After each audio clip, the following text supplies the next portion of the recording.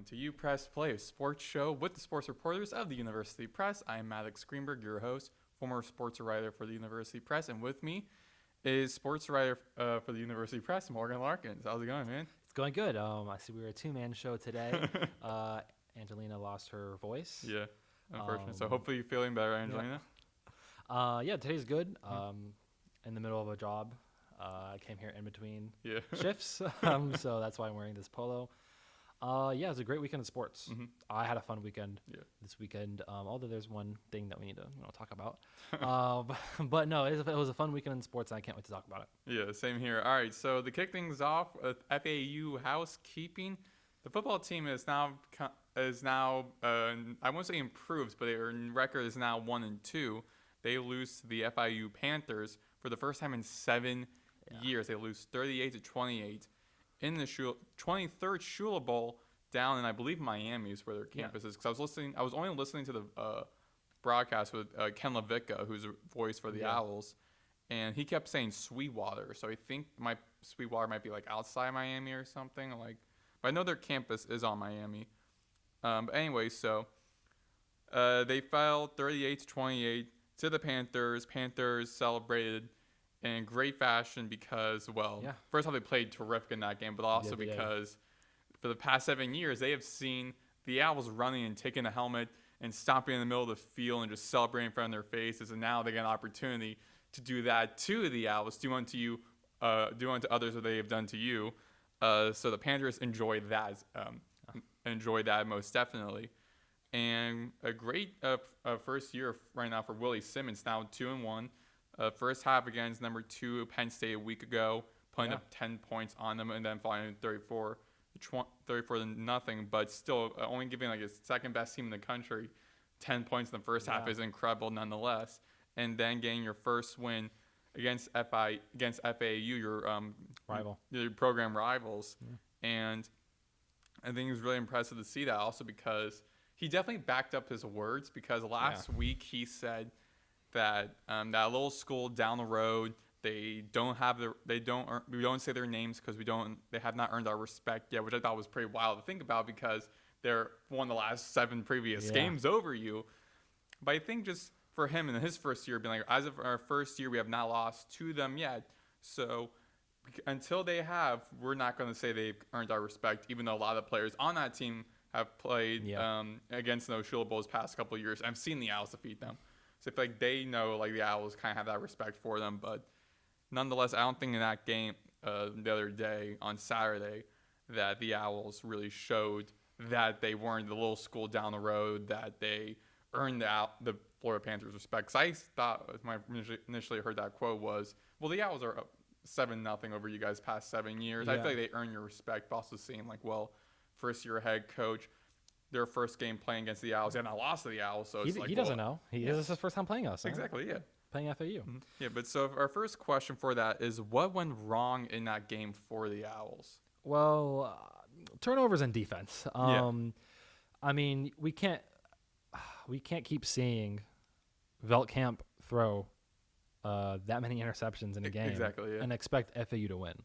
I mean, that was 3 interceptions. 2 days ago. 4, right? It was 4 on the first week against Maryland.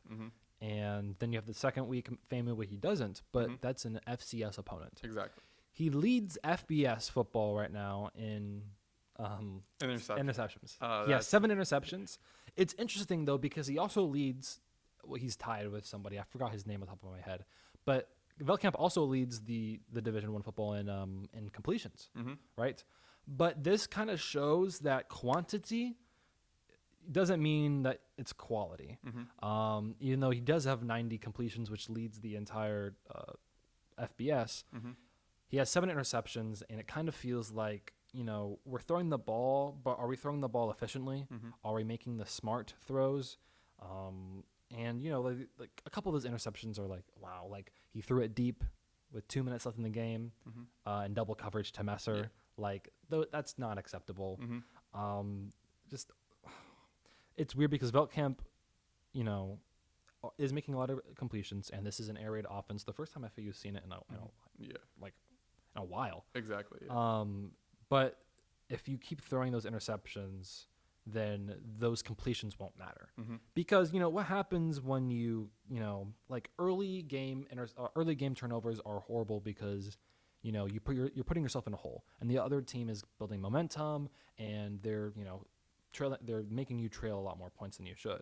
And then late in the game, it's bad because, if you're already down, you're just giving them more chances to extend the lead. And if you're, even in the chances that you're, ahead and you're leading the team, if you late ball turnover, you're giving a chance to the other team to come back on you, right? Yeah. So those turnovers need to stop. Then talking about the defense, I mean, Keyshawn Owens for FIU. Wow, he had a field day, 173 yards rushing and 2 touchdowns, and it's the big play factor, right? So you saw the big play from him. You saw the big play from Jenkins as well. Like he had that big rush at the end too. Like, and then the big play against secondary when it was throw to McGuire right at the end of the first half. Like these big plays that the defense is letting up is not helping FAU at all. Like the defense looked good against the first 2 weeks, even against Maryland, where they did let up like 39 points. You're like, okay, it's understandable because Veltkamp threw 5 interceptions, working with a short field. One of those touchdowns was entirely the offense's fault because it was a pick 6. But this game, the defense has no excuses for this game. Yeah, I mean, they gave up 21 points, just 21 points in the third quarter. They did not score any points for the offense, but for FIU, they scored 21 points in solely the third quarter. And the first game of the season, the defense gave Maryland 26 points in the second quarter. So the defense has struggled a little bit. Again, it's the first year also for the new defensive coordinator for the Owls, Brett Dewhurst. It's also his first season as a defensive coordinator, but also as a play caller. So also with him having to deal with that as well. And going back to what we were saying about Veltkamp has has completed 90 passes. He is tied with Dylan Lonergan, the quarterback for Boston College, as for number 1 in the country in that. So there's a little bit of upside with Veltkamp when it turns into like how many passes he's completed. But again, just because you're throwing that many completions, it doesn't mean you're a great player. And I mean, looking at the stat line, he did have, I think, overall like a lot better passing game-ish than Keon Jenkins, just because the Panthers primarily were just running. They had a total of 224 rushing yards. Meanwhile, the Owls led with 343 receiving yards, with 344 of them coming from Caden Veltkamp. So his stat line was 33 for 50, 343 yards, 2 interceptions. 2 touchdowns, 3 interceptions, but also got sacked twice. I don't know. I would say that Jenkins was better just for the efficiency, a part of it. Yeah, he only completed 18 completions compared to Veltkamp's 33. And yes, he had like half the amount of yards that Veltkamp had. But this is the perfect example of like, this quarterback has less passing yards than him, just yards in general.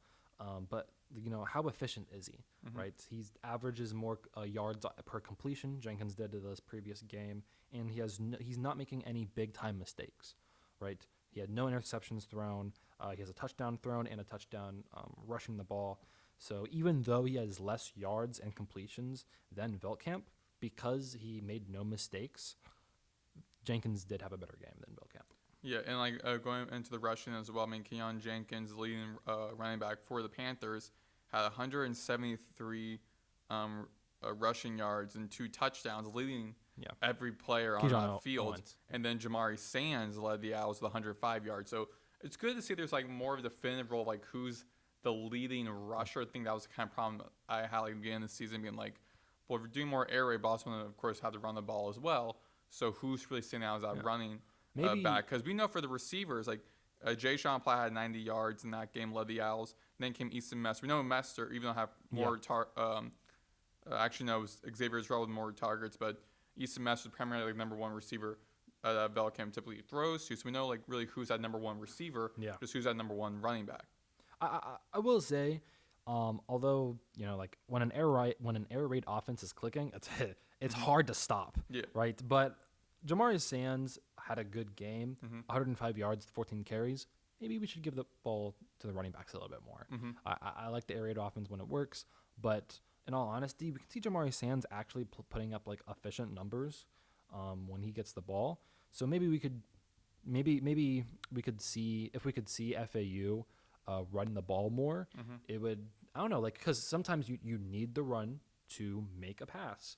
What I mean by that is because you run the ball efficiently, it means that they have to worry about the run more, putting defenders in the box more, towards the line of scrimmage, which makes passing easier because there's more field, right? So, like, let's say that happens, the linebacker is closer to the line of scrimmage on a blitz or something like that. That's inside coverage that he's giving up because they run the ball so much. And so when a receiver runs the slant, he's open on the inside. Yeah, or if you run the ball more, then more players are kind of like getting closer versus trying to be more spread out. Exactly. You can easily throw like a deeper ball down the field, so try and throw off the team. The Owls, another thing I think we all can agree with was penalties. The Owls had a lot of penalties, 11 penalties for 92 yards. That really hurt the Owls in that game, particularly from a Jacavian Nonar. I hate to call him out, but Jacavian Nonar, the offensive lineman for the Owls, he had a couple of holding penalties. I think also 1 or 2 false starts, if I remember correctly. So him as well also creating a lot of penalties for the Owls. And also with Velkamp, because again, I only listened to the game, didn't watch it. But because I'm calling a game in a little over a week from now, so I'm trying to get to understand a little bit more, read a little bit more, listen a little bit more to radio. And listening to that game, Velkamp, I believe it was like in the second quarter, where there's like on 4th and short or something. And I think the play was more of like a running for like a passing, like a quick pass. And what he did was snap the ball. He didn't read the play too well, or just didn't see nothing too good on the field. So he tried to run for it and became a turnover on downs. And then Killy was saying basically, what are you doing? Why would you try to run forward when you could just try to go for a quick throw or something? So and there were a couple other times there in that game as well where hearing that Velkamp didn't do this, and the announcers were saying, "Oh, Killy's not too happy right now." So I think also with Velkamp, at the beginning of the game, and regardless, at the end of the game, you're the quarterback, you're the leader of the team, you take responsibility. Even if something last of it might happen bad defensively, you saw offensively, you're the leader of the team. So he did too. I think also kind of bear some responsibility for the Owls' loss because not making that many good decisions, but also as a leader of the team, 11 penalties. Majority were from the offense. You have to be like, you know what, we got to take some responsibility on this, and we got to know what to improve on. Luckily, the Owls are going to be entering a bye week, so they have some opportunity while their upcoming opponents are conference play. The Memphis Tigers, a really good team, are playing against Arkansas this Saturday at noon, and they looked okay against Troy. I mean, Troy has a pretty good team in the Sun Belt, and they won, I believe, 28-7 last week. And so playing against an SEC school, Arkansas hosting an SEC school. Yeah. So Memphis is going to be a tough opponent playing for the Owls. At home, we'll go a little bit more into depth about the Memphis Tigers next week when we scout them ahead of the game. But that is going to be a tough challenge for the Owls to start conference play against a really good school in Memphis, who won their bowl game last year, scoring 42 points. And I think I remember correctly, they have scored 20-plus points per game for about over 41 straight games. The longest streak, one of the longest streaks in college football right now. So the Owls really have to work on defensively with this new defensive coordinator. Has to really think of a game plan to prepare for Memphis. But also, I got to think offensively. Of course, got to control the penalties, control any of the turnovers. Got to protect the Velkamp. Velkamp has to read the field well, and if he can, hand the ball off. I think maybe doing some more running plays could help the Owls. And so what do you think is next for the Owls? Well, yeah, like you said, they play against Memphis after their bye week this week. And this is a team, and honestly, most of the American conference, we can think of it this way. These teams are probably better than FIU, right? And, to be fair, to give credit to FIU, their only loss was against Penn State, which is a top 3 ranked team. Yeah. So, to be fair, maybe they are better than we give them credit for for this season. But, higher competition, higher talent, Memphis, Tulane, USF is ranked. Yeah. And are they still ranked after this? Unfortunately, they're not. However, Notre Dame is still ranked, and they've lost their first 2 games of the season. So that's interesting. So I tweeted about that being okay, so USF, granted, they defeated Boise State at the beginning of the season. Boise State does not look like they did last year, no surprise, so that really doesn't do too well for the Bulls later in their schedule. The Gators, Bulls to defeat them, but however, the Gators didn't look too good against LSU, and they're playing against number 4 Miami on the road this weekend, so kind I of mean, is it for fair them. though? Because like But Miami's a top 4 team. Like, yeah, but also that's so hard. But also, at the end of the day, it's Notre Dame lost 2 losses, games, and they were close. But they're 24 They were in the close. country though. It's like, regardless, like you lost 2 games, but yeah, that's an entire different discussion. of course, yeah. But rankings are but heading back to the topic at hand for Yeah. like what's next for the Owls, I think definitely like they of course scouting like Memphis and working Yeah. on like you definitely got to fix the penalties for sure. I mean, I found like so difficult because I wrote this down for my stat prediction last week. I was saying this is a very critical win, and we're going to discuss this for our next topic. Very critical win for Kidley, mostly because we want to try to win this new fan base. Whenever a new coach Yeah. comes in, everyone's like, is this guy going to fix any of the problems from the previous years? Are we going to start seeing a bowl game, everything like that? Yeah. And he promises we're going to have a great game, great season, the special teams ready to see a lot of scoring. And then their only one comes from an FCS team and another school they defeated, which we should have beaten because other previous coaches have beat at FIU. You should beat them because he didn't. Now it's like, how are you going to try to win that overall fan base? Because he said on like his press conference, he's like, listen, we want the fans to know, like, listen, we are trying. These are great kids. Still show out and support the players. But after seeing this team for the past 3 years, I know that the fan base, particularly because a lot of the games they play are like in the middle of the day where it's very hot outside and the student section is directly in the sun. But also even at night, a lot of times because we're in the fall and the nighttime, it rains a lot. So definitely difficult to try to keep the fan base, fans at the stadium, just based on the weather alone. But also it's like, why would we want to spend, they don't spend money, but why would we want to go spend our time going outside in the heat or going outside in the bad weather to watching this team that struggles all the time? I could just be at home, my air-conditioned place dry, and watching them like on ESPN Plus or something. I remember like before the season, like students here at FAU, they're already doubtful of the success of the football team. But I came into work today, right? I got ready for my tour, right? And one of my coworkers come up to me and they're like, "Oh wow!" We started discussing FAU versus FIU, and he's like, "Bro, we suck." Like like after this, and you know, it's emphasized because we lost to because FAU lost to FIU, right? Like, this is the game that we should at least win, right? Out of all the games, we should at least win this one. And especially for starting off with a new coach, new quarterback, new program, basically, you know, they want to see us, you know, they want to see FAU beat FIU, our better rivals. And it's, you know, people are going to doubt us for the rest of the season, right? Especially when you look at the schedule, like you think that we're better than USF, a team that's beaten an SEC team, and Boise State, who was previously ranked. Probably not. Memphis is currently undefeated, and they're just always good every single year anyways. And then you have other schools like Tulane, who's been good recent memory. And, like, it's just people are not going to expect a lot from this team anymore. And like you mentioned, should Kitley be, like, I don't know, like, is Kitley going to be fired after one season if he has, like, 3 wins? Like, I mean, like, I don't know. Me, I definitely do think, like, 'cause I did write down for the show sheet, is Kitley under the hot seat after this loss? I won't say necessarily he is, but I do think it was a very critical win, not just because being you're entering conference play 1 and 2 versus being 2 and 1, but also because, again, it's FIU. Previous 7 years, FAU coaches have defeated FIU, and again, granted, like first year head coach, first year coaching staff as well, first year defensive coordinator, special teams coordinator, and FIU also have a new coaching staff as well, and their coaching staff did a really good job in that game. But I mean, I feel like that's one of the games like you were supposed to like really like win, because every year, the past 7 seasons, it has been the Owls have won at least that game. So that should be like an easy check mark. Like, okay, I don't know how the rest of the schedule goes, but I know for this game and on this day, this will be an automatic victory. And now, but outside of that, it's like, how's that going to look? Because most likely they're going to give them like another year, another chance. But especially with like the new landscape of college football, where like now it's like the 12-team college football playoff. The best group of 5 school gets a spot in the college football playoffs. Now it's even more of an advantage, more of a reasoning to you have to play well this season.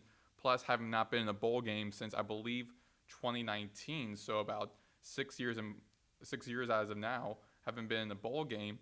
So you also want to have a coach to do that. So not going to be too patient if you're FAU, because they had Lane Kiffin back in 2019. That was their last bowl game. And after that, they had Willie Taggart, and he struggled there. Tom Herman struggled there. Like, I'm in my last year, my senior year, and my freshman year, I covered my first full football game I covered was Western Kentucky FAU in the final game of the season. FAU lost that game, didn't make it to the bowl game. Hours later, Taggart got fired. Then I became sports editor and spoke to Tom Herman, cover all of his meetings and everything. And 2 seasons in, they didn't do well. They let him go. And now I'm on to the third coach of this for the program. 4 years now, 3 new coaches. And so every year I get to learn, like, try not, especially as a journalist, try to be very objective. Try not to be too optimistic as a fan. Yeah. Like, okay, well, this new coach coming in, great resume. This is going to be good. Because the previous coach, Herman, he didn't coach for over like a year or 2. And then I got Killian. Here's first year as a head coach. Most likely not going to be a great first year.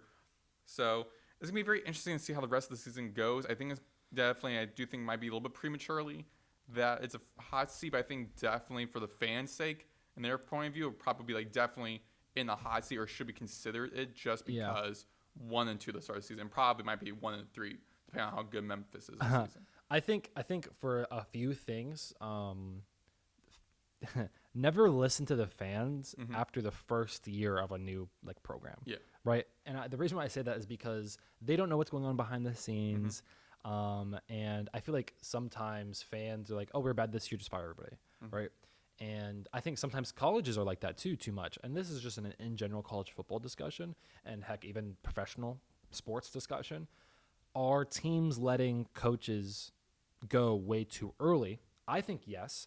I think especially because this is a new, young, like the youngest head coach in Division I football right now. Why let him go even after one bad season, right? Especially since, like, in all honesty, right? I know there's a lot of turnovers, but outside of the turnovers, the offense is working. They're getting yards. They had over 400 yards. I think even close to 500 yards yesterday. It's just those 3 interceptions are horrible, right? And a lot of the penalties as and well. And of so course, a lot of the small penalties. things you can work on. Exactly. Even though it seems like those mistakes happen too frequently, though. That's the problem. And if we can just shave those mistakes slowly away, right? This is a team that can put yards on the field, and the defense has shown to make some plays, right? They had 2 back-to-back games where they had a blocked touchdown, a blocked punt touchdown, right? So it seems like we are working on we're working on getting yards, and the defense can sometimes make plays. But we're just making big mistakes. We're seeing that FU is making big mistakes like turnovers, penalties, and little things like that. Yeah, and like again, there's only 9 more games left in the season, so also kind of again prematurely because they could end up going on like a 4-game winning streak and everyone changes their mind. No, it seems gonna be very good. We're gonna keep like Kidley, but I mean their next game against Memphis, who's very good at home in the Flagler Credit Union Stadium. Then on the road again to Rice, then heading back home to host UAB. Then on the road to USF, who may or may not be ranked by that time. Yeah. Then on the road to Navy, who was great last year. Then home to Tulsa, but they got their only conference win against Tulsa, and was also at I believe it was also at Flagler Credit Union Stadium as well.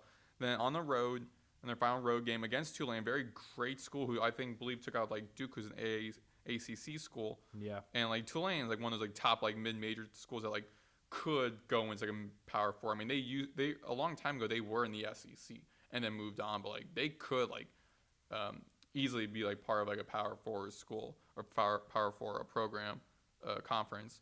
Then the final 2 home games against Connecticut, which is kind of a rematch from a redemption game from last year where the Owls lost 48-14, which I remember writing recap being like, I remember last season, before the season actually started, when we were doing UPress play, I was like, UConn will be a win because I mean FCS school, not FCS, like an independent school, small school. I mean they're mainly a basketball school, easy win. Then 48-14. Yeah, and then end the season against East Carolina. Before that season though, too, they weren't a good football program for like a while. And you just look at the rest of the conference, and like you can't be hopeful, like you can't be optimistic about the season because you look at Tulane, who's undefeated. We face them. South Florida, although they do have a loss, their only losses against Miami, and their 2 wins are against 2 like previously ranked opponents. Right? We face Navy, who right now is undefeated. Memphis, who's undefeated, and they're just always good.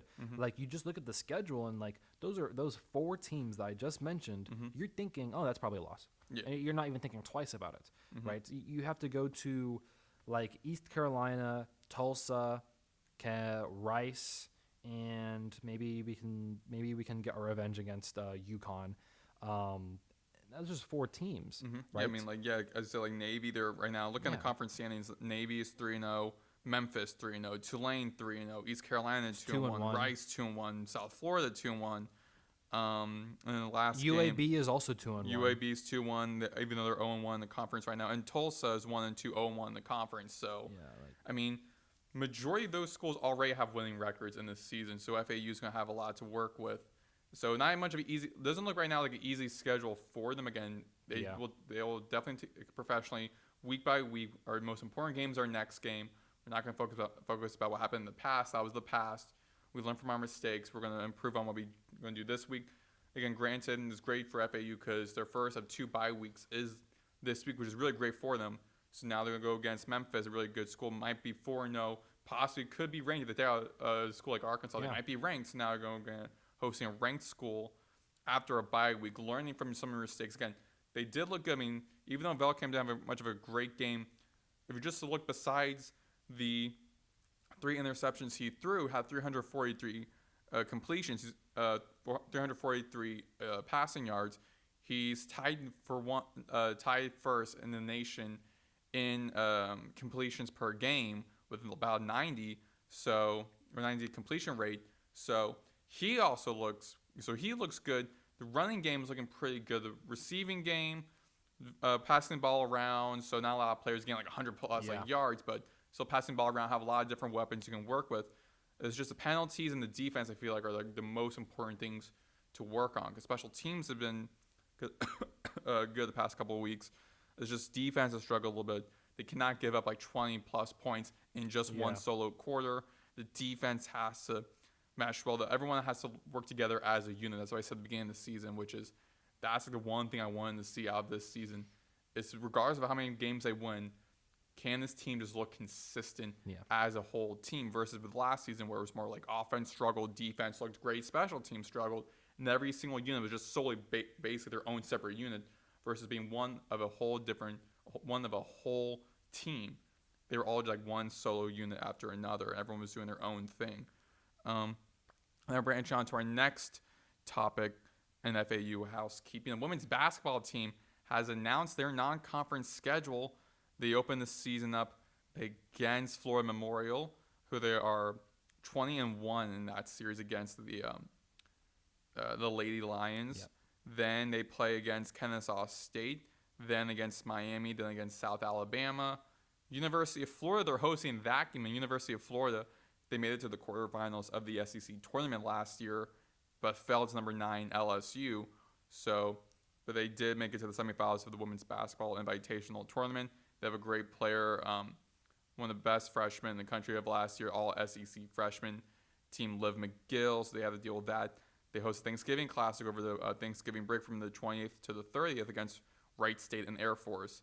Then playing against Western Kentucky, playing against Florida Gulf Coast, and playing against the Florida International Panthers twice. First game is a home game, and the next one is during the Panthers Christmas Classic, I believe it is. The FIU Invitational over the Christmas break before conference play starts. Yeah. So that's how their schedule looks last season. They were not great, and because of that, they brought a new coach in Leanne Freeland, who took the Nova Southeastern Sharks, who won back-to-back championships last year in the Division II level. The Owls 11-21. Now bringing a new coach with who every program she's been to, she only had one losing record. I was looking at her resume, only one losing record in the past 15 seasons or whatever. So she definitely, every program she goes to, she wins. So great for the Owls. A lot of new players coming to the team. And scouting a little bit about for each team, Kennesaw State, they were without their top leading scorer, Prentice Harden. South Alabama, their star player, Rachel Leggett. She now plays in conference with Troy. As I said, Liv McGill for Florida led the team last year with 16.5 points per game. For Miami, Haley and Hannah Cavender, who played last year, they're no longer on the team. Haley led the program in scoring with 16.4 points per game. Wright State, Amaya Staten, who's led the team to had 11.7 points per game. She graduated. Air Force Melaine Perry, she's returning. She led the team in scoring. Western Kentucky, their top 2 scorers, Alex Mead and Josie Gilvin, are no longer with the team. Gilvin's now at Kentucky. She was the Conference USA All-Defensive Team and on the All-Conference USA second team. And Mead, she was also on the All-Conference USA first team, the Conference USA All-Defensive Team, and the Conference USA All-Tournament Team. Florida Gulf Coast, they have a new head coach in Raina Harmon. From Iowa, the former coach Chelsea Lyles, and their leading scorer, Amani Jefferson, are both part of the WNBA's Atlanta Dream. And for FIU, it's Nell Nadabu, the leading scorer, no longer part of the program. And also in UMass, the other team being part in that FIU Invitational. Their top player, Megan Olbrist, I believe, is also now returning to the team. So a lot of these teams are without their top scorers. So some insight for us, some little bit incentive for the Owls and some optimism in their first year. A majority new team, only returning 5 players from last year. The biggest thing for women's basketball here at FAU is just show improvement. Exactly. We don't need a winning record. Mm-hmm. Honestly, we just need improvement. Mm-hmm. Like that's what FAU needs to see from their women's basketball program. Mm-hmm. And like I had like a document like somewhere talking about like a little bit more about the different players on the team. Mm-hmm. I think I don't know where it is. Oh yeah. Found it. So a little more about the different players. So only returning 3 players. 3 players from last season. Aaron Rodgers, Desire Jenks, and Zahira Ezermendi. Rodgers had a great freshman year before sustaining a season-ending injury. She played in 11 games. She was named the AAC Freshman of the Week 3 times. She averaged 11.9 points per game and 5.7 rebounds, and also had 8 steals. So she was great last year before getting injured. So she's returning. Desire Jenks, who was a graduate from Cincinnati. She joined the program last year, played in 31 games, averaged 8 points at 5.2 rebounds, 31 assists, 9 blocks, 38 steals. So she's also returning, which would be a big help for the Owls. As Remendi, the former Middle Tennessee transfer, she is in her second season with the programs and is averaging 2 points, 1.3 rebounds in 19 games. Jess Moore is coming in from Nova Southeastern. Graduate Destin Jackson, senior guard Micaiah Simmons, I believe, and junior forward Vivian Onunga, all returning, as well as a couple other veteran players. Morris was a member of that back-to-back Nova Southeastern team that Freeland coached. She had 24 blocks. She led the team with 24 blocks, was second in steals with 58, and scored 6.5 points per game. Destine Jackson played for Memphis last year, but was out due to a foot injury. She averaged 7.5 points per game and 2.8. Simmons coming in for the Owls. She averaged 7.5 points per game and 2.8 rebounds per game with South Alabama. So she's going to be playing against her former team in the non-conference. So she'll be looking forward to that. And Anunga, who is a Barton Community College transfer, averaged 17.4 points per game, third nationally in the NJCAA, which is the National Junior College Athletic Association. She led the nation in rebounding with 16.1 per game. She scored 26 double-doubles and led Barton Community College to the quarterfinals of the Region 6 tournament. The Owls are no longer going to have Jada Moore or Maya Perry, their top 2 scorers, and some of the 2 most tenured players for that program. Moore, she graduated. Perry, she just went to Cincinnati. Yeah. So losing your top 2 players, only returning 3, but bringing a lot of those veteran players who looked great in their previous programs. So kind of similar to the men's program too, which we'll probably discuss a bit more once men's non-conference is fully revealed. And we've already discussed a little bit about their new roster, but once we get closer to the schedule, we're discussing more about the men's roster as well. And they are during the offseason, they lost their entire starting roster as well as a couple other guys as well. So again, the second year of John Jacobs, another year of redoing everything, but he's already used to it now because that happened last season, and he only had a couple months to work with and building together an entire team. Yeah, but now he has a full and then off-season. Playing back-to-back tournaments. So he's getting some. That's gonna be a little bit helpful for him. That's just a little bit of the schedule and the new team. And now to women's volleyball, they are now 6-4. They won 1-2 in the UCF Invitational. Just saw that Olivia Hart one of the players for the team, an outside hitter. She led the team. She was named to the UCF Invitational All Tournament team. So congratulations to Olivia Hart. The Invitational again went 1-2. Their only win was against Brown. They won that game in 5 sets. They lost to the host team UCF in the second day of the tournament. In the first game of the tournament, they fell to Arkansas State in, I believe, 4 sets. And this Friday, they're going to be beginning the Owls Paradise Classic, a tournament which I'll be calling. They'll be playing against George Washington, who had a winning record last year. Stetson, who struggled, and Bethune-Cookman also kind of struggled. They have a lot of new players coming in. Yeah. Lost a couple of their top players. So it'll be interesting to see how this tournament works out, particularly because as I've been covering a lot of the volleyball team for covering their exhibition game and then covering their first tournament they hosted at the start of the season. They have a lot of great players on that roster. I always mentioned Anna Hardman, Victoria Hensley, Madison Dyer, Olivia Hart, Erin Morrissey, Kayla Richardson. They all are so great on this program. Again, despite a record 6-4, they have went to the limit against a lot of great programs and went to the limit against some not so great programs. Again, Bethune-Cookman, Brown wasn't that good last year, and it was their first time playing against Brown, and they unfortunately lost that game in 5 sets. But still, they show a lot of adversity. They have shown that they can play against some of the top schools. They play against Texas Tech. They play against Western Carolina. A couple of good programs. So this volleyball team is very good. So definitely try to show up and show out. They play against George Washington at noon on Friday at Eleanor R. Baldwin Arena. And then at 7 against Stetson at 7 p.m. Later that day. And finally, after a lot of talk about FAU housekeeping, we'll jump into in other sports news. NFL Week 2 just happened.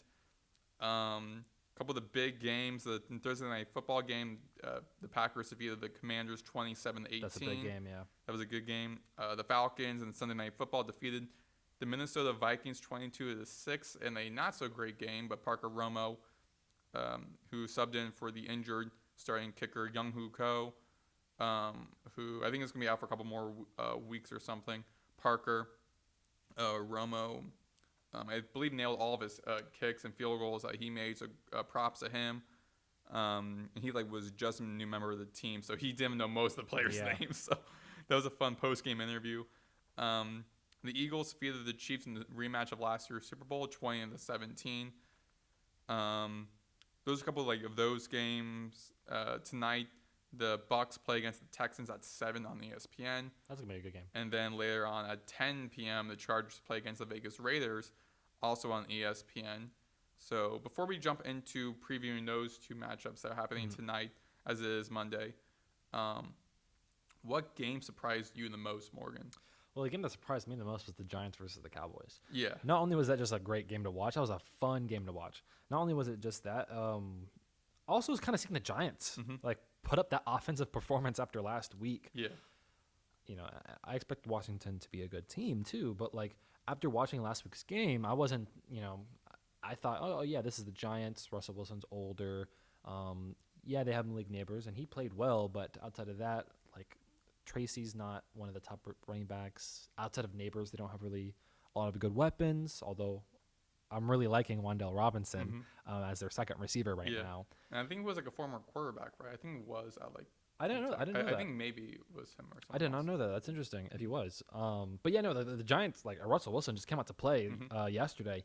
That was a fun game to watch. I kid you not, 2 minutes left, a few minutes left. There's 5 minutes left. I turned to the game because the Ravens, after watching the Ravens game, they eventually blew out the Browns late in the third, fourth quarter. So I turned to the Cowboys game. It's literally like back and forth, 50-plus yard touchdown passes. And then Brandon Aubrey hits the 64-yarder to go into overtime. It was a crazy game. It was a fun game to watch. Yeah. That game surprised me the most. It just honestly, to me, just proves that divisional matchups are always the best games to watch. Yeah.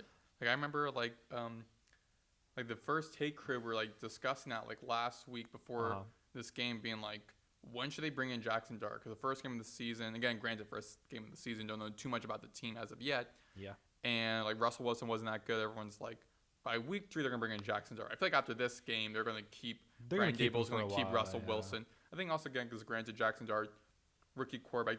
We've seen a couple franchises, even some current franchises right now, have just started immediately their rookie quarterback, but some haven't. They're like, we're never gonna let you learn from these guys a little bit. Like last year, Drake May, when he was drafted number 3 overall. Yeah. He didn't start until week 4 because they want him to learn. Jacoby Brissett. Brissett, right? Jacoby Brissett. They had him learn behind him, who already knew the Patriots system because he used to play for them, and then went to a couple other teams. So a veteran guy to teach this young kid the ropes before opening up the season. I think against like Tennessee, which Tennessee last year was kind of good. So that was kind of interesting how they wanted to open up the season, open up his first game. Looking at the schedule, I feel like the only game that really stood out to me, because I watched several different games. Yeah, me too. But the one I really didn't see, but just looking at the score, I was kind of surprised by, was the Colts defeating the Broncos. It's we can make this kind of like segue into one of our topics. So, I mean, the Colts just opened up the season 2-0 against just defeated a playoff team in the Broncos, and like a last-second game-winning go-ahead field goal to win that game 29-20, 28 at home. And so I'm going to ask you, are the Colts a playoff team? I don't know. And I can't really answer that. I think they have a good schedule. Yeah. They have a good schedule for themselves there because they were one of the worst teams. Well, not one of the worst teams, but they were like, bottom half of the league last year. So therefore they get like easier opponents. I don't know. So when you look at the division themselves, Jacksonville doesn't look too good. Like I'm not banking my money on Jacksonville becoming a playoff team. Yeah. And then you have who else? The Titans, who have a rookie quarterback, and although they do look good, they show flashes of being good. You still you're not high on them either. The Texans are really the team where you're like, okay, yeah, they're probably a playoff team, right? They're probably winning that division. So right now, to me, the Colts do look better than both Jacksonville and the Titans, right? We'll see about the Texans, but the Texans have faced 2 good opponents back to back. Well, they're going to be playing one. Exactly. As of tonight, playing against the Bucks. They opened the season against the Rams, who were also a playoff team. Yeah, exactly. Two playoff teams. The first 2 games are playoff teams, but the Colts just beat a playoff team in the Broncos. I think this team looks good. Daniel Jones he's way more accurate. No mistakes, 70% completion percentage right now, 588 yards, 2 touchdowns. Like he's playing really, really well. And their weapons are also their offense is just clicking on all cylinders right now. I mean, the receiving core right now, Tyler Warren's looking great as a rookie. And of course, Michael Pittman's looked good, right? Jonathan Taylor's I think he's going to go back to being one of the top running backs after this season. Yeah, because he was good a couple of years ago, out of college, and he then had a few injuries. But then we got a little bit sloppy with injuries and just not doing too well. Because for a couple of years ago, running backs weren't really prized, and then a little renaissance of running backs again. So a lot of the top guys went to new teams, and they start I don't want to say yes just yet because there are so many teams in the AFC that could turn things around and become a playoff team. And it's very For example, the entire AFC West, I think I can see a world where they all every single one of those teams could potentially make the playoffs. I don't know much about the Raiders, but I think everyone else besides the Raiders definitely could. A lot of teams in the North. What I meant was the Chargers, the Broncos, and the Chiefs. And you still have the Texans, who I think is a good team. You go to the AFC North. We'll talk about the Joe Burrow and the Bengals. But for me, for sure, the Steelers and the Ravens should be playoff teams. And then the East is a little bit harder to project. But the Bills are going to be a great team either or. Right? There's a lot of teams I just mentioned before even getting to the Colts. Right? But looking at within their division, if the Texans continue to look like this, which I think they're gonna play well against the teams they should beat, and they're probably not going to be as good against teams that are just playoff teams, right? That's what they've shown so far, but they have to focus on their division first, and I don't think they're better than the Texans. So as of now, I'm gonna say no. I need to see more from the Colts, but I need to see more from the Colts before I say they're a playoff team. Yeah, and so looking a little more into their schedule for the Colts. Open up the season, they were in the bottom, 32. They were about 25, 26 ahead of the season of strength of schedule with a 464 that ties up all of the opponents they play in their final record winning percentage from last year and cumulating them all together. And a lot of math, adding them all up, dividing by up to 17, 18. Yeah. And then so they have 464 entering the season. But looking at their schedule ahead of this, I mean, the next game is against Tennessee on the road against number 1 overall pick Cam Ward. Their Titans are 0-2 right now, but they look kind of promising. Then on the road again against the Rams. The Rams are undefeated. Then home against the Vegas Raiders. Raiders are, as of now, undefeated. They only won 1 game. But as of now, 11:43 on a Monday before their 10 o'clock game. The big game, the big games for the Colts is definitely going to be the Rams, Cardinals, and Chargers for me, which is like the first. Those are the first 5 games. The first 8 games of the season. Rams, Cardinals, and Chargers to me are going to be very important. Yeah. If they can if they can have a positive record against those 3 teams, then I'm probably thinking, they are a playoff team. I mean, they're also playing against the Pittsburgh. Because after that, Steelers, Titans can play against the Steelers in Pittsburgh, playing against them. Then after a bye week, after their bye week is a very tough test. We will start seeing the Chiefs, if they really are much of a good playoff team after that. Because they play against on the road at Kansas City and Arrowhead, which is a tough environment to play at.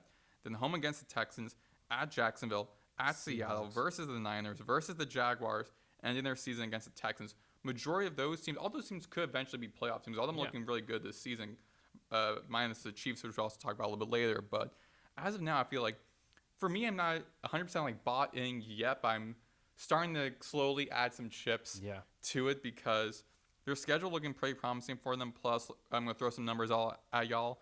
So looking at the stats per ESPN for the NFL, leading all these in the top 5 as of now.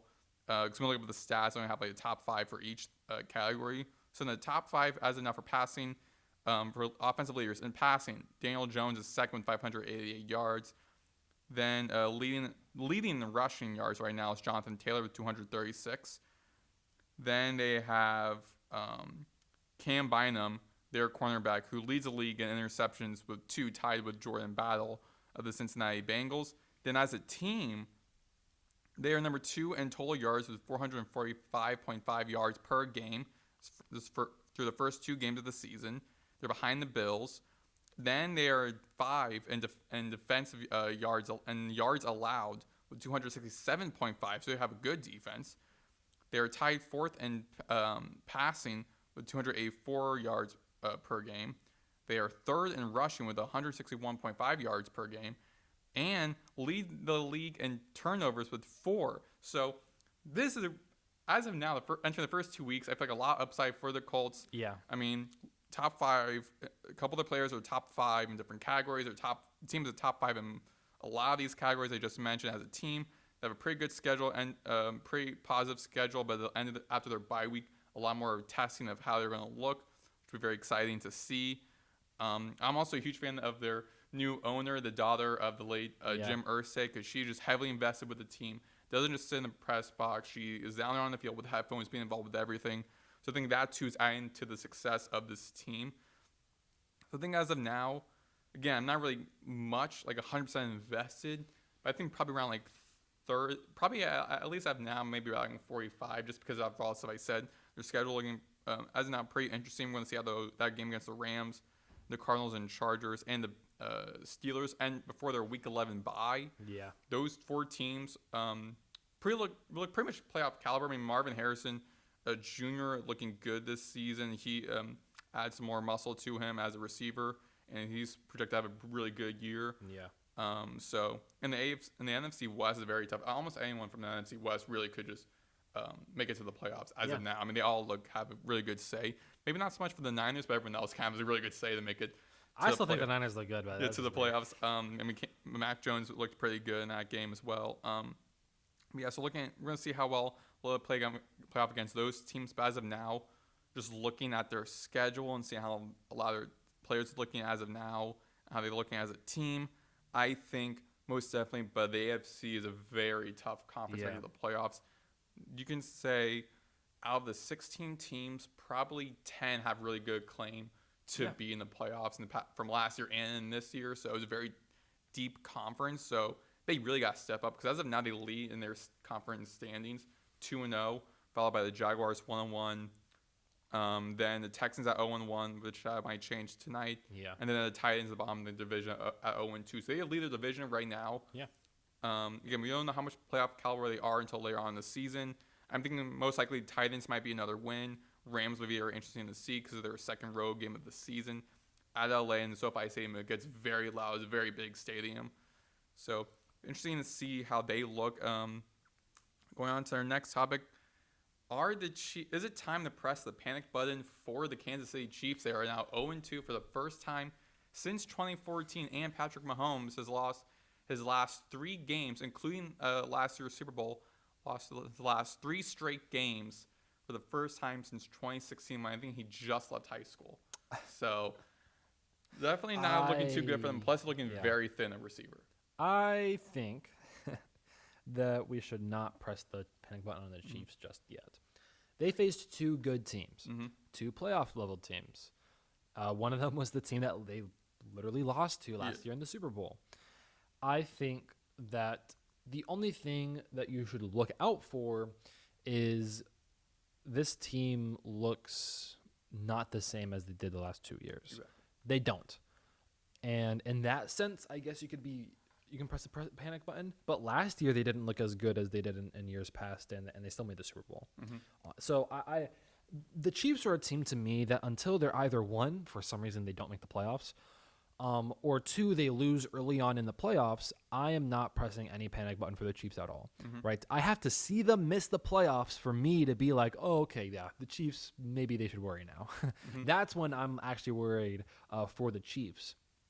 They're often the thing that really sucks is Xavier Worthy getting hurt.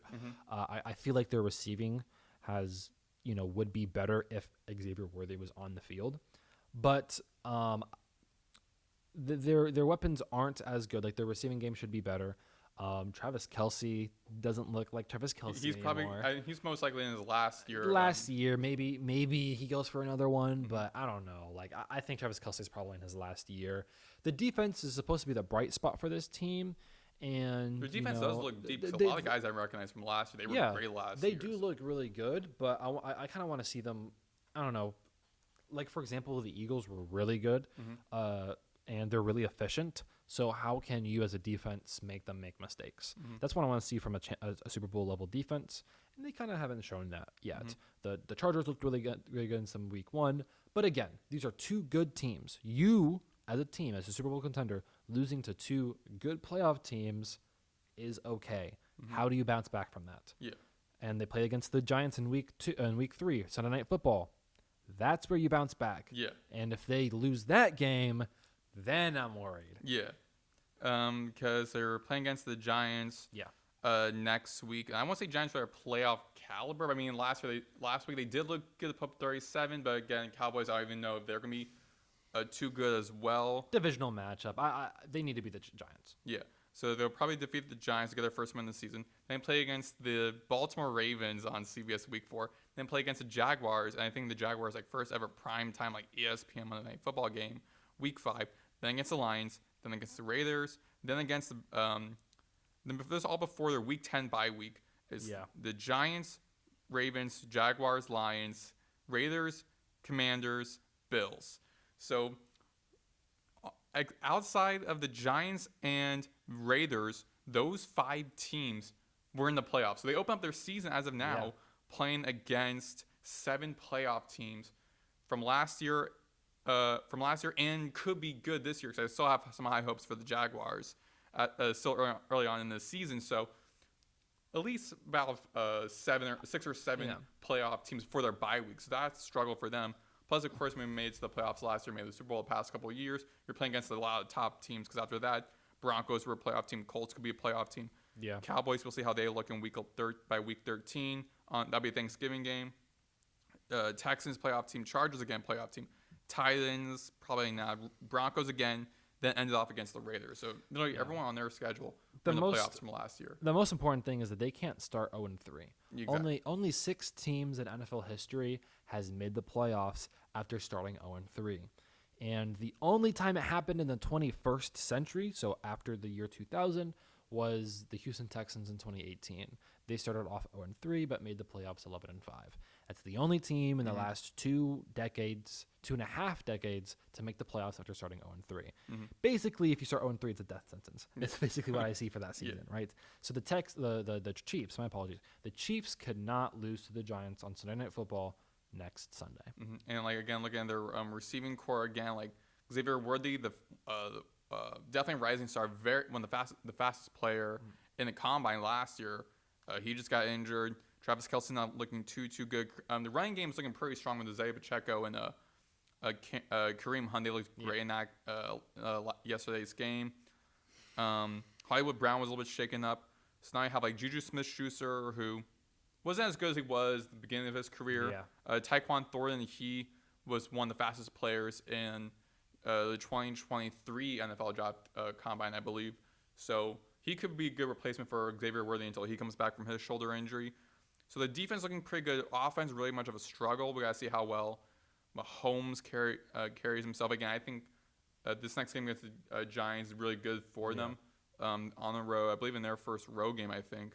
Even though it's weird because it says the first road game against the Chargers, even though I think the game against the Chargers was actually considered a road game because it says on the schedule. It was in Brazil. Yeah, it says on the schedule, though. It says versus Chargers week 1, but also versus Chargers week 15, but they already played them on the road. So their second road game, the first road game in the country, against Giants, I think some upside for them.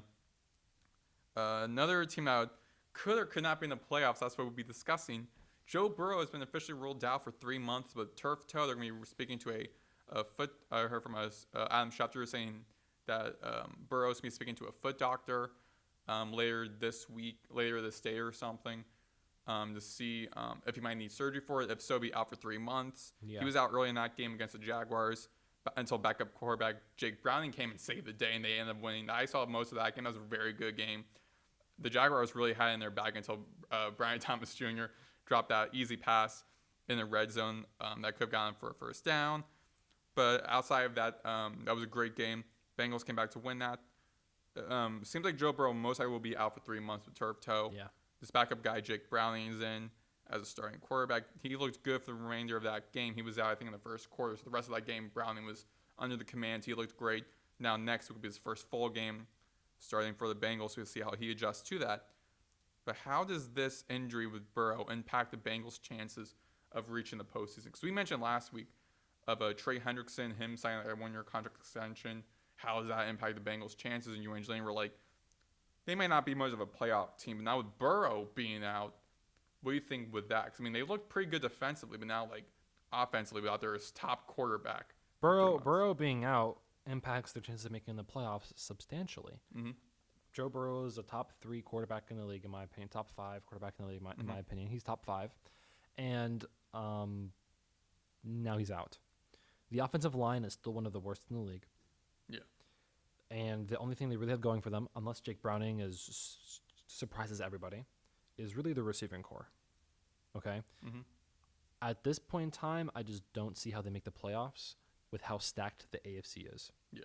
Unless Joe Burrow can come back and the Bengals have some nice wins over some easy opponents, then maybe Joe Burrow can come back. What, late December?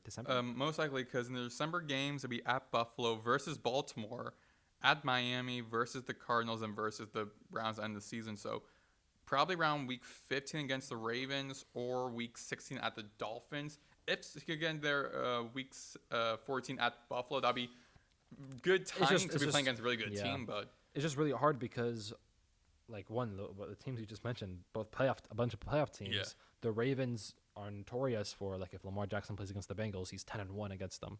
Like that. Mm-hmm. That's like, and if they play again, they play at Baltimore on November 27th and week 13 at Buffalo, and then home against the Ravens. So playing the Ravens twice in 3 weeks. Yeah, and if Joe Burrow's not on this team, they're not making the playoffs. And that's my personal opinion. Mm-hmm. But I need to see more from Jake Browning if he's actually going to do that. I mean, they're gonna be on the road at Minnesota starting for week 3, then at Denver, then versus Detroit at Green Bay, and versus Steelers for the next 5 games. So very tough schedule for the Bengals. I mean, Vikings we thought were going to be great from week 1, but then week 2, J.J. McCarthy, something was up with the team. The defense wasn't looking too good. They made a lot of penalties for bad mistakes, but McCarthy also wasn't looking too good. They only had 6 points, and those 2 were just field goals, so they struggled offensively. So we'll see how he might bounce back in week 3, second game at home. Maybe it could have just been the home environment as well, like the nerves being at home. But the Bengals are right now undefeated at the Vikings. That could possibly, could be a toss-up. That could be a victory maybe for the Bengals. Browning, it wasn't like Browning played the last last 15 minutes of that game. Like Burrow, I believe, was out like sometime in the first quarter, and Browning played the rest of the game. So he carried that team through when they were, I think, only scored had 7 points or whatever on the board after the first quarter, and helping them score 24 additional points in that manner against the Jaguars. Is now going against the Vikings, first full game, first week now as a quarterback, instead of being a backup, being like a starting quarterback, learning all the schemes, preparing mentally for this game as a starting quarterback. I think first game is at a opposing team. Yeah. Because their first 4 games of the season are on the road. So that was their first and only home game until week 5 against the Lions, which is also going to be very difficult because the Lions looked very good the past couple of weeks. Yeah. So it'll be interesting to see how Jake Browning will look in that game. Again, I don't know necessarily if the Bengals will be much of a playoff team, because looking at their schedule, have a lot of holes to fix. Again, still defensively, it seems like Trey Hendrickson most likely might be gone after this season. So I would be gone. They have Shamar Stewart, Demetrius McKnight, both in that linebacker position. Now they need to fill up defensive linemen in the draft and in the free agency. They still got to keep fixing the offensive line. Yeah. Because for years, since Burrow joined the team, they've had problems with offensive line. I remember watching in camps and Burrow just running around. I think at one time he got injured an ACL or whatever, during a training camp or something, because the offensive line just was not there. So offensive line 2 is an issue they have to fix. So offensive defense or on the offensive line, defensive front, they really got to narrow down, focus on fixing that. Either later on this season when the free agency window opens up, when the trade deadline is, whenever those are open up, they'll probably fix up those, try to claim those spots. Otherwise, wait until the NFL draft next April. But as of now, schedule doesn't look too strong when Joe Burrow really was a benefactor for that. But you still have you still can trust your weapons. They have great receivers, top 5 receivers in T. Higgins and Jamarcus and Jamar Chase. So those 2 guys, Chase Brown, great running back for them. So he has the weapons for Mike Gesicki. I believe also they're still their starting tight end. So a lot of weapons for him offensively to work with for Browning. And he did play majority of that game already, so he has expertise and already comfortable playing with that team. But I don't know how much. I don't think they're going to be much of a playoff team either. And so finally, before we end our show, we'll preview a little bit of the Tampa Bay Bucks versus the Texans, and then the Chargers versus the Raiders. So the first game, the Bucks and Texans. Bucks are 1-0 in the season, and the Texans are 0-1 in the season. Yeah. Texans' first home game, the Bucks' second road game. Their first road game was last week against the Falcons. They won that game, I believe 27-23, if I'm not mistaken. Hold on, let me. I'm pretty sure it's 23 to 20. 23-20, yeah, thank you. So they won their game last week on the road. Go on the road against the Texans here on ESPN and ABC. Texans is going to be a very tough team to play against at home. Bucks, they were a playoff team. The match between 2 playoff teams. Bucks looked good last year. Baker Mayfield projected to have a great year again. So great receivers. Chris Godwin, I know, is still out. Mike Evans is still still healthy. Most likely going to have another 1,000-yard receiving season. Most likely, I hope so. That's my favorite statistic to watch every single year. But also, I have him on my fantasy team as well. So I have four. I'm on 4 fantasy leagues. 1 I'm undefeated in now. The other 3 I have not won yet, and all of them I have less than 10% chance. I'm hoping that Mike Evans just goes God mode and puts up 45 or whatever points, which he could. Cause I had Jamar Chase last year who put a 50 plus point fantasy game, so that was fun. They also have Emeka Egbuka, who he was also good, great rookie. Was great last week. So CJ Stroud, the last time these 2 teams played each other was also in Houston. In 2023, CJ Stroud threw a career-high 5 touchdown passes for a rookie record of 470 yards, and the Texans won 39-37. That's going to be a fun game to watch. Mm-hmm. I really want to see what CJ Stroud does. He had a little bit of a sophomore slump last year. And I remember my coworker, we were talking about football today, me and my coworkers, and they was like, oh man, the Bucks are playing the Texans. I'm easily taking the Buccaneers. Wait, let's hold on a minute on that, because Both teams have made the playoffs last 2 years, and I know it's a toss-up because like right now the matchup predictor for ESPN says 50.1% for the Bucks, 49.5% for the Texans. Very much of a toss-up. The Texans have a good defense. If the thing is can CJ Stroud look like he did in rookie year and be better than he looked like in his rookie year, because he has the weapons. Yeah. Right. He has Nico Collins, and I just feel like that if CJ Stroud can look a little bit more like himself and like be better than he has been last week and last season, then this Texans team is a good team that people should watch out for. Same thing with Tampa Bay. Yeah. Like, of course, their receiving core is awesome. Bucky Irving is fun to watch. Baker Mayfield is also fun to watch. But like, it's gonna be a very fun, interesting game to watch, and we should keep an eye on this one. Yeah, that's a very fun game. And then the later game, Chargers versus the Raiders. Chargers are 1-0 on this season, their first road game of the season. Raiders are also 1-0 on the season, their first home game of the season. Looking at this per the AP on ESPN, it says that the series right now, Raiders lead 68-60-2. Last week, of course, Chargers defeated the Chiefs, Raiders defeated the Patriots.